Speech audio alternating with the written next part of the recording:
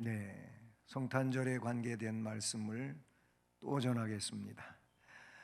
지난 금요일 날은 바로 오늘 본문으로 읽은 앞부분의 말씀을 통해서 또 성탄에 관계해서 전했습니다. 여섯째 달에 천사 가브리엘이 하나님의 보내심을 받아 갈릴리 나사렛이란 동네에 가서 요셉과 약혼한 마리아에게 아들이 태어날 것을 말씀해 주시는 내용에 대한 말씀이었습니다.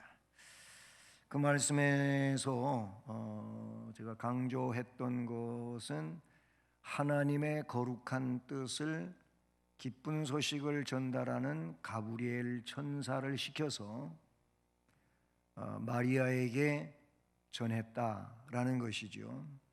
그와 같이 그것은 예수 그리스도의 탄생 소식에 관계해서 예언된 내용이 이제 구체화되는 과정에서 일어났던 일인데, 그런데 기쁜 소식은 복음이죠.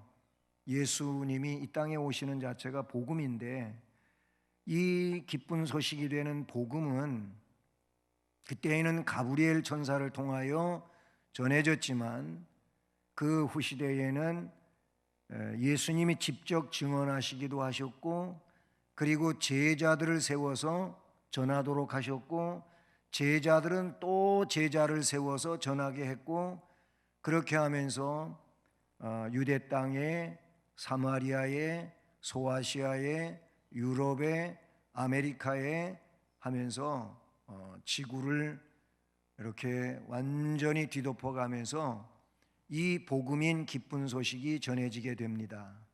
우리 한국 땅에도 하나님이 성령의 감동함을 받은 선교사님들을 시켜가지고 이 땅에 와서 어떤 이는 참수를 당하고 어떤 이는 또 다르게 순교하는, 바다에 배가 침몰돼 갖고 죽은 선교사도 있잖아요. 감리교 아펜셀러 선교사 같은 경우에는 그런 상황이잖아요. 어쨌든 이 땅에 복음을 전하기 위하여 하나님이 그들을 감동시켜 가지고 와서 복음을 전했고, 이 땅 위에 교회가 세워졌습니다.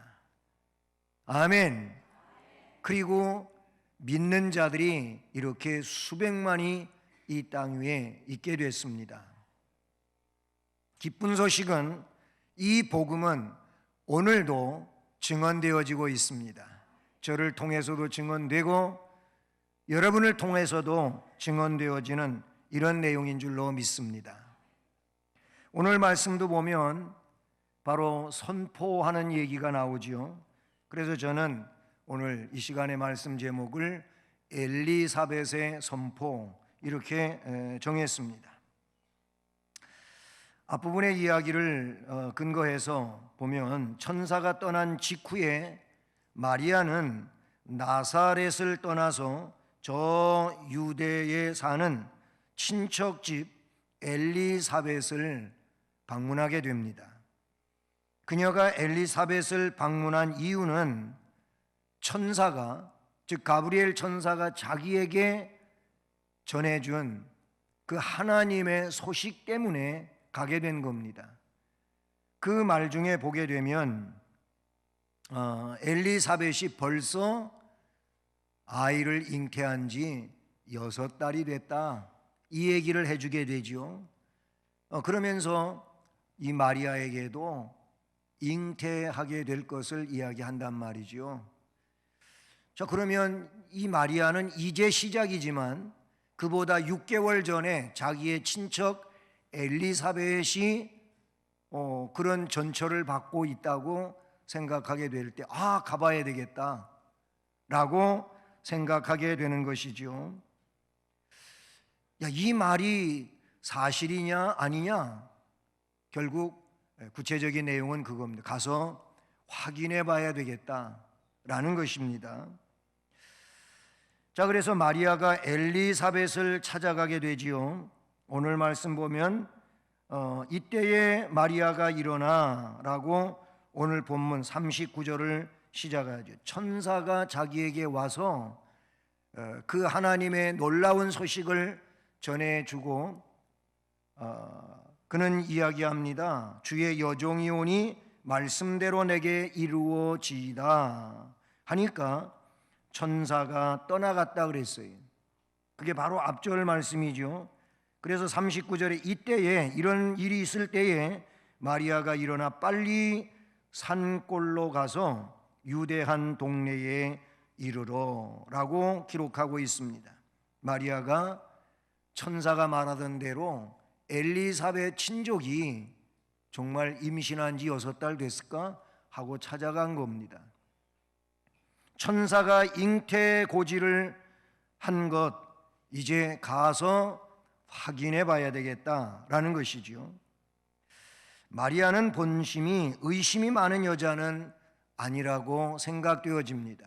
왜 그러냐면 이 마리아는 하나님 앞에 자기가 어떤 존재인지에 대하여 이야기할 때 나는 비천한 여인입니다 이렇게 말했거든요.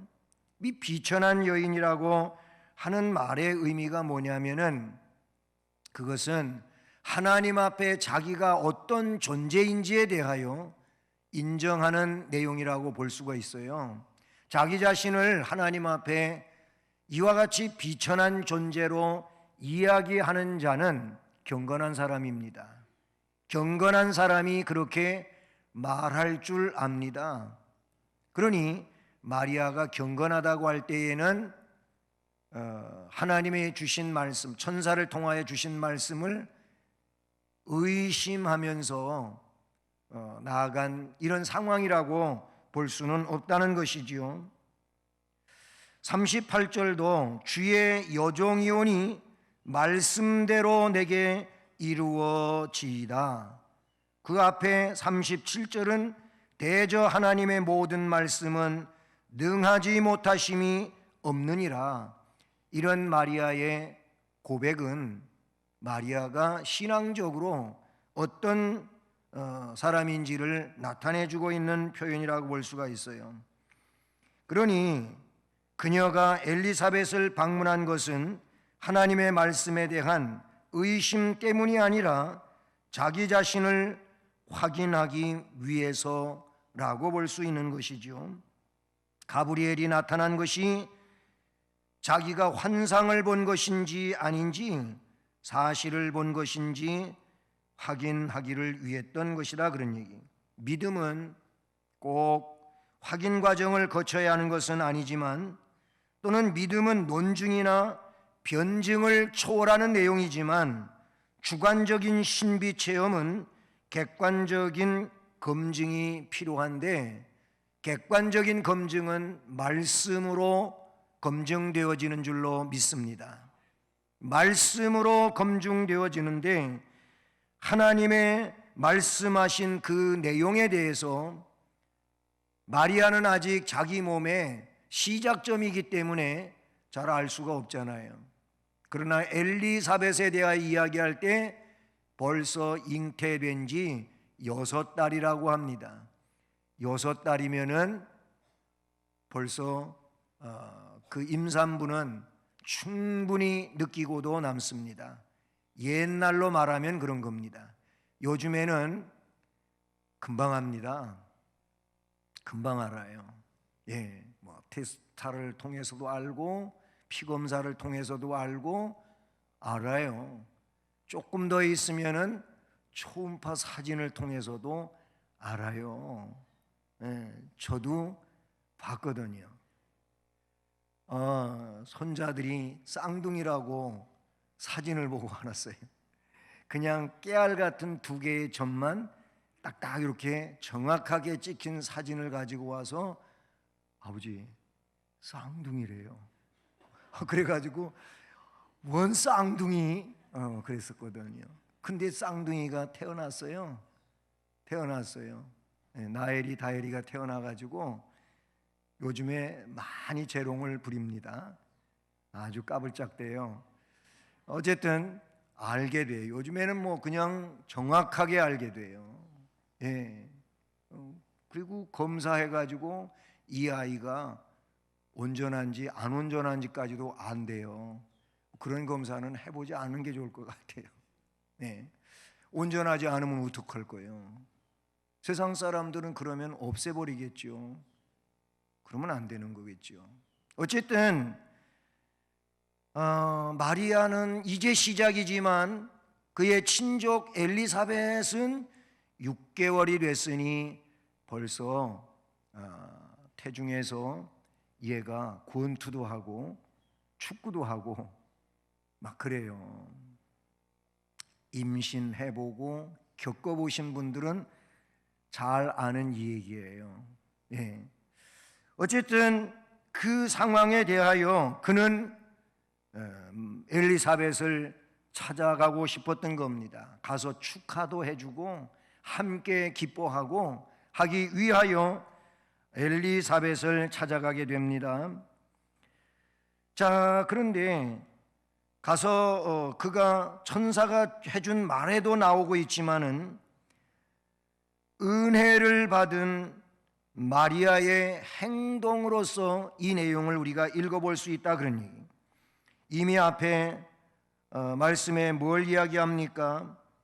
앞에 28절로 돌아가 보면 그에게 들어가 이르되 누가? 가브리엘이 은혜를 받은 자여 평안할지어다 주께서 너와 함께 하시도다 그랬어요. 30절에도 내가 하나님께 은혜를 입었느니라. 그 은혜가 무엇입니까? 31절에 보라 내가 잉태하여 아들을 낳으리니 그 이름을 예수라 하라. 그분이 누구냐? 그가 큰 자가 되고 지극히 높으신 이의 아들이라 일컬어질 것이요 주 하나님께서 그 조상 다윗의 왕위를 그에게 주시리니 그 나라가 무궁한 나라가 되리라. 아멘. 놀라운 일이 자기 안에서 일어나고 있다고 하는 소식을 듣게 되죠. 은혜를 받았어요. 은혜를 받은 마리아의 행동을 보면 오늘 39절에 이때에 마리아가 일어나 빨리 산골로 가서 유대 한 동네에 이르게 된다는 겁니다. 마리아가 지체하지 아니하고 즉시 떠났음을 우리에게 가르쳐주는 말씀이라고 볼 수 있습니다. 그녀는 천사의 잉태 고지를 들으면서 엘리사벳 방문을 떠올린 것이 분명합니다. 벌써 6달 가봐야 되겠다라는 것이지요. 때때로 성령은 우리에게 순간적으로 지혜를 주시고 감동을 주시고 불현듯 선한 소원을 우리 마음속에 일으켜 주시는 줄로 믿습니다. 이런 때 우리는 선한 소욕을 절대로 거스르지 않기를 바라는 것입니다. 그 소원에 대하여 확인 또는 믿음 그리고 앞으로의 행동을 위하여 서둘러서 그 일을 감당해 나갈 수 있기를 주님의 이름으로 축복합니다. 만약에 그러지 아니하면 인간의 이성이라고 하는 것은 하나님이 주신 그 소원에 대해서 그것을 무마시켜버리는 이런 일이 생긴다 그런 얘기. 지체하다 보면 하나님의 은혜를 가로막는 결과가 생긴다는 겁니다. 우리의 대적자 사탄은 그 거룩한 소욕을 그대로 이행하지 못하게 엉뚱한 의심을 조장시키고 그리고 문제를 만드는데 사탄은 고단수라고 하는 것을 우리는 잊지 말아야 할 것입니다. 다시 말하면 사탄은 우리 마음에 뿌려진 하나님의 말씀을 빼앗아가 버리며 그래서 싹이 나지 못하게 자라나지 못하게 열매를 결실하지 못하게 해버린다는 사실이지요. 우리의 거룩한 소원도 그렇게 만들 수 있는 사탄의 역사가 우리의 이성을 가지고 그렇게 할 수 있다는 거예요. 하나님의 능력이 모자라서 부족해서 그런다는 게 아닙니다.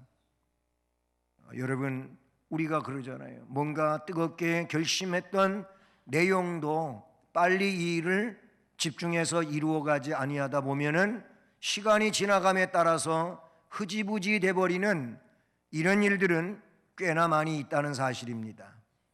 여러분, 성령 안에서 내 안에서 일어난 일이라면 그것을 성령의 역사로 감당할 수 있는 이런 심령이 되기를 주님의 이름으로 축복합니다.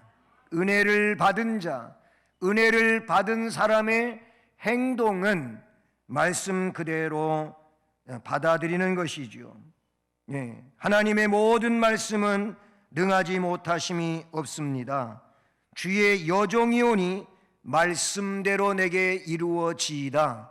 이렇게 믿고 그 믿음에 대한 행보를 옮겨간다는 사실을 우리는 기억해야 할 것입니다.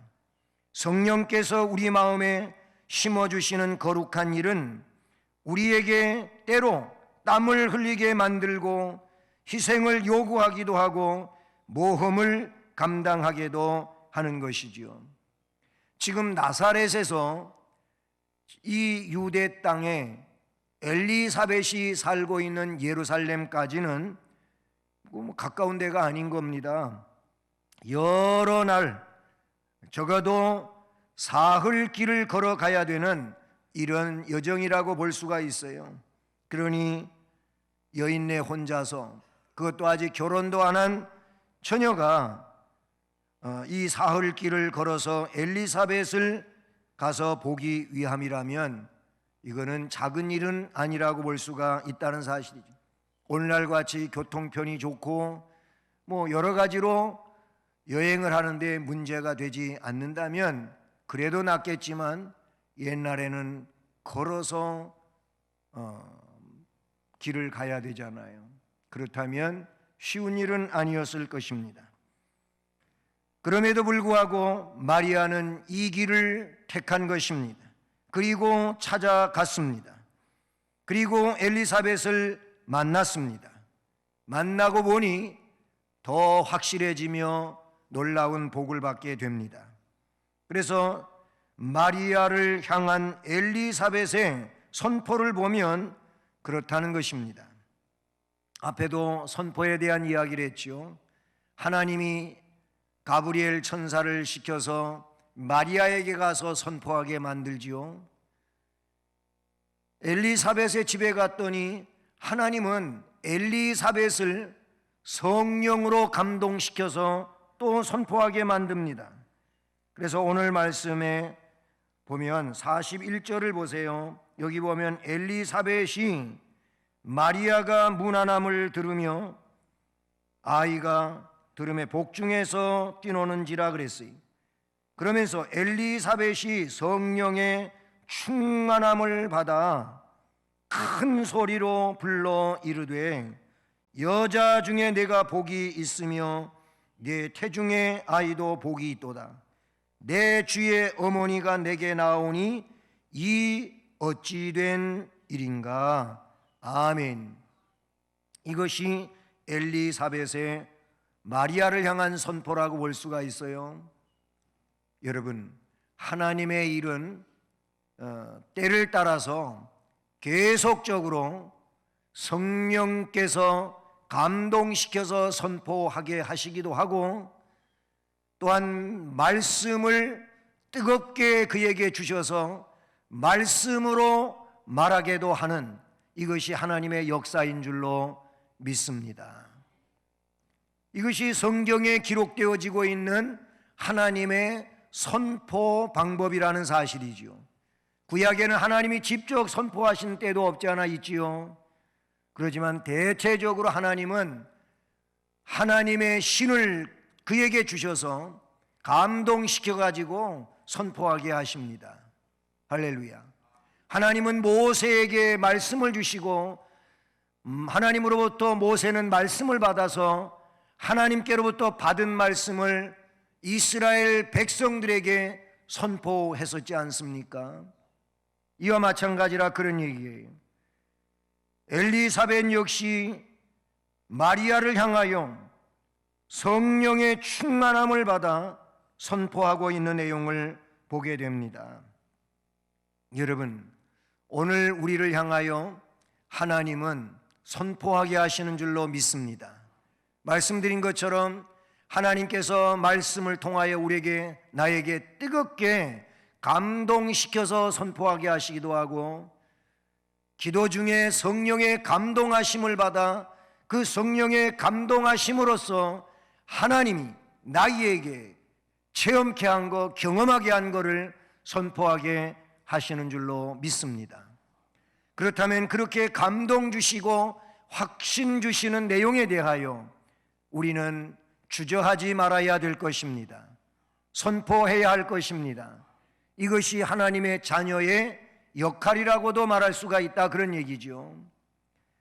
때문에 우리는 이성의 사람이기 전에 성령의 사람이어야 하며 말씀의 사람이어야 할 줄로 믿습니다. 이것이 진정성 있는 신자의 자존감이라고 말할 수가 있다, 그런 얘기예요. 진정 기독교 교인으로서, 아니면 그리스도인으로서, 성도로서 시대적인 사명을 감당하고 나아갈 때에 우리는 선포자가 되어야 할 줄로 믿습니다. 주의 말씀을 선포하는 선포자가 되어야 된다, 그런 얘기예요. 성령께서 감동시켜 주신 이 내용에 대하여 선포자가 되어야 하는 것입니다. 그렇다면 우리는 이 맥락 속에 삶을 살아가는 자가 되어야 한다, 그런 얘기예요. 성령께서 감동시켜 주시는 일이 있어야 선포할 거 아니겠습니까? 말씀으로부터 뜨거운 감동을 받는 것이 있어야 선포할 수 있지 않냐, 그런 얘기예요. 억지로 할 수 있는 일은 아니잖아요. 만들어서 하는 일은 아니잖아요. 그러니 우리는 이 말씀 속에서 깨달아야 할 것이 무엇입니까? 항상 하나님의 능력에 붙들려 살아가는 자가 되어야 할 줄로 믿습니다. 성령의 역사 속에 살아가는 자가 되어야 할 줄로 믿습니다. 그러기 위하여 우리는 성령의 충만을 사모하고 말씀의 감동하심의 역사가 나에게 있기를 위하여 우리는 말씀이 중심이 된 삶을 살아가기 위하여 말씀을 상고해야 돼요. 말씀을 읽어야 돼요. 말씀을 묵상해야 돼요. 말씀을 연구해야 될 줄로 믿습니다. 교회 역사에 보게 되면 말씀을 연구하는 사람들에게 말씀을 통하여 일생일대의 변화를 겪는 이런 감동의 시간들을 주셨다는 사실이죠.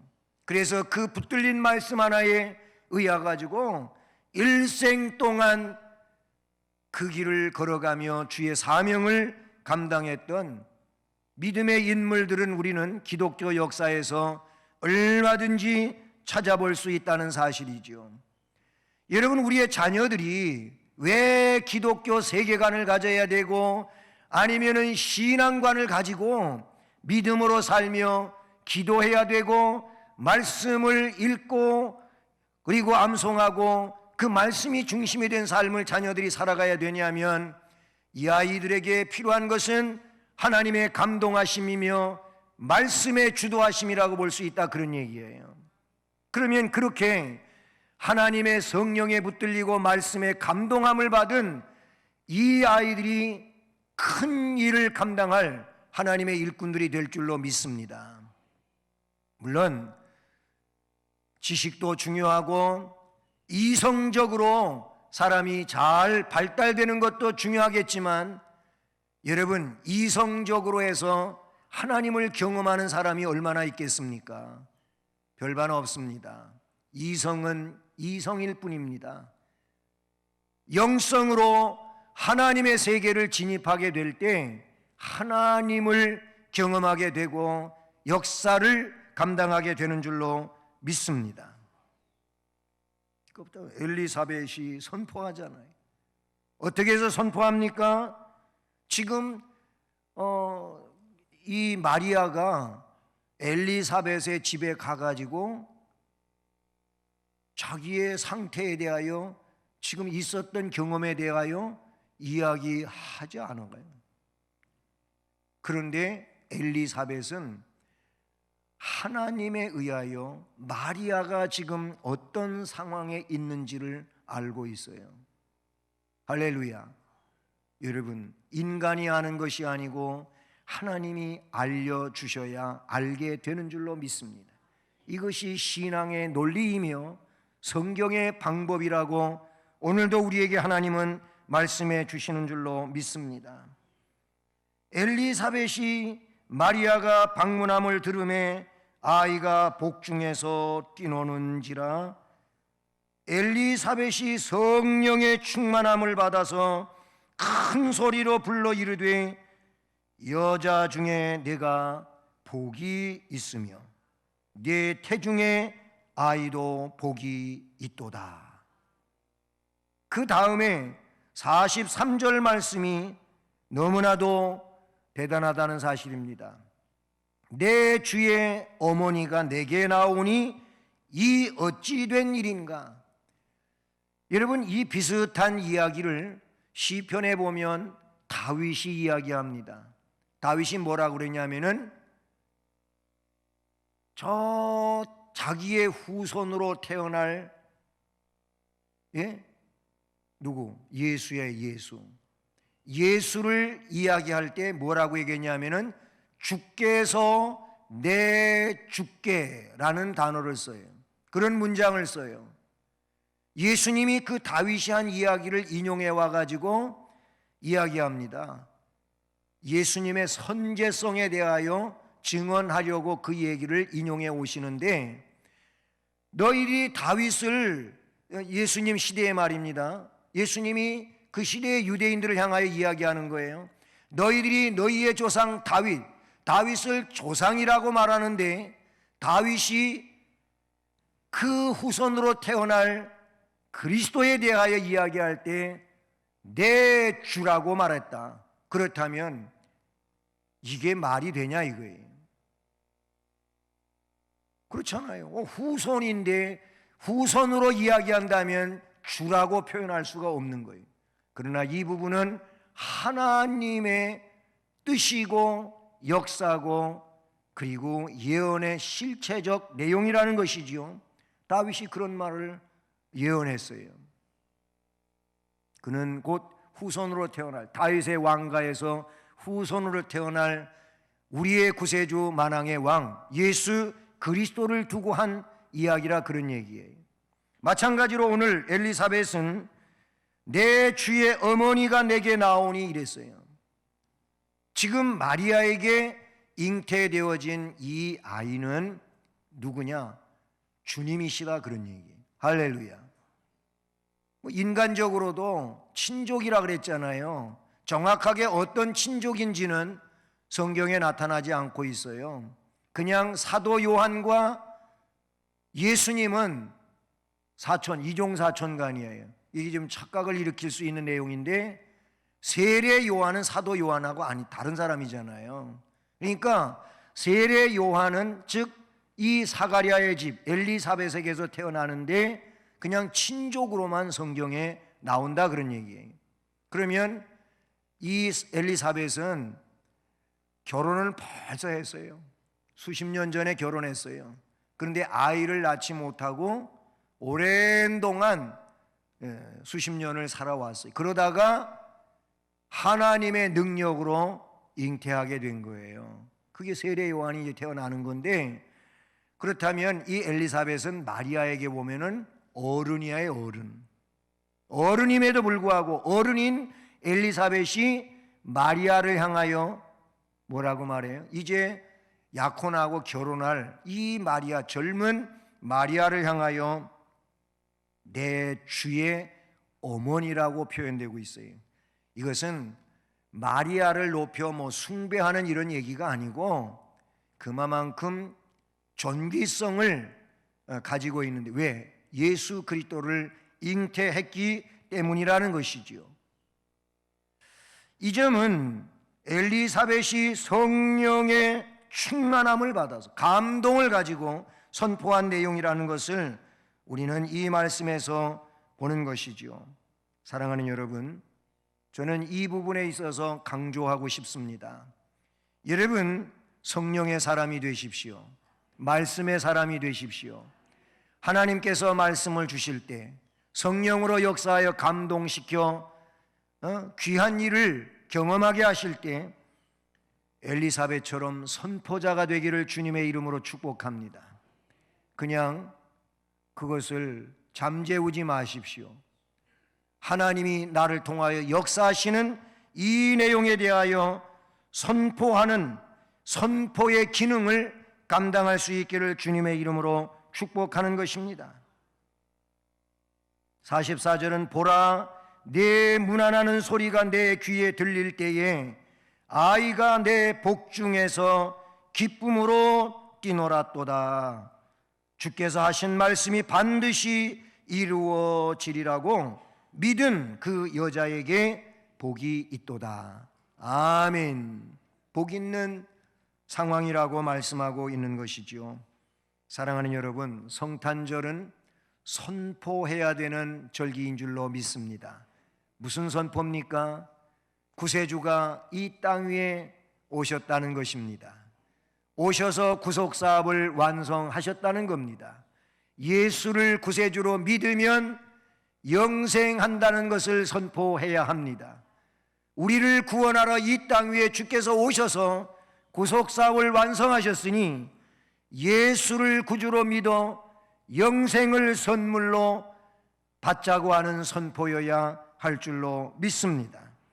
바로 이 선포의 기능을 오늘 이 시대에 우리가 감당하며 주께 영광을 돌리는 은혜자가 되기를 주님의 이름으로 축복합니다.